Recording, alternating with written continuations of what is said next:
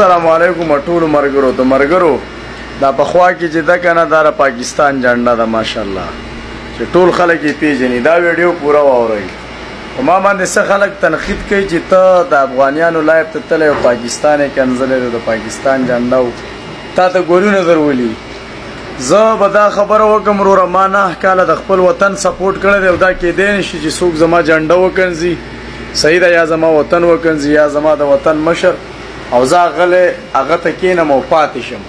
زما ایمان چې دی که نه ټولې دنیا ته معلوم دی لاله او زما ویډیوګانې ټولې دنیا کتلي هم په دې خبرو باندې موږ له هر وخت سر چیلنج راکوي دا چې کوم زما بهر د دیرې مین ځای دی که نه نو دا د پاکستان جنډه په هغه ځای کې لګېدل صحیح ده او زه راته اوس د خپلې کمرې صورتحال هم ښیم چې لکه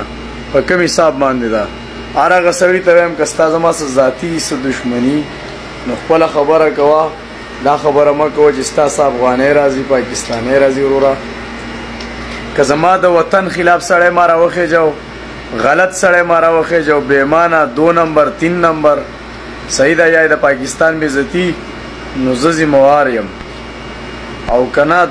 دا خبره نه یو سړی په ما باندې الزام لګوي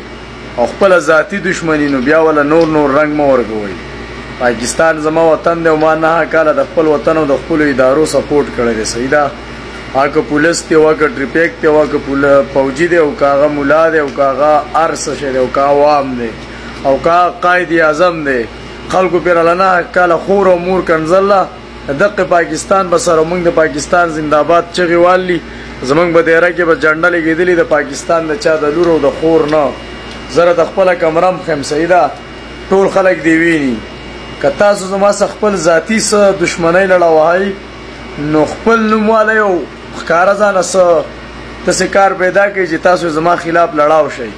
د پاکستان رنګ ونه مه ورکوئ صحیح ده ما ټوله دنیا پیژني چې زه څوک یم صحیح ده او ما چې خلک پیژني نو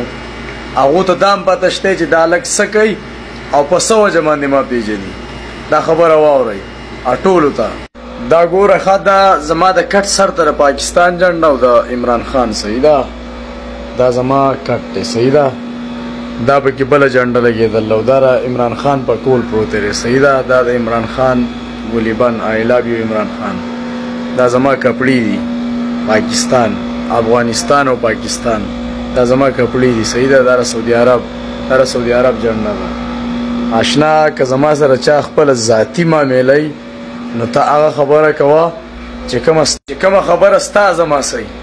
خبرې له نور رنګ نه ورکوئ صحیح ده ما ټوله دنیا پیژني نور په ګوته نه پټي